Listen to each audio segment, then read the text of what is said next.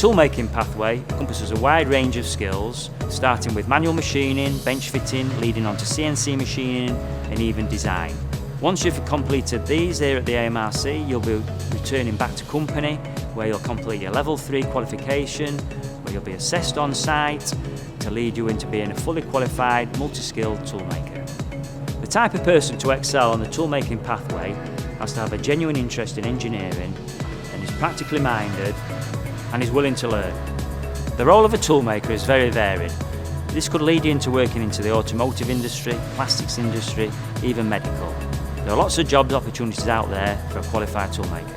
What I enjoy about this role is it allows me to try my skills at a variety of different products that AES make across a variety of our workshops around the world. It allows me to work on one-off components that are very unique. Some of the best bits of the AMRC Training Centre is probably going to be working with the trainers. So these are people that have had years and years of experience in the industry, and learning from them is a really priceless opportunity.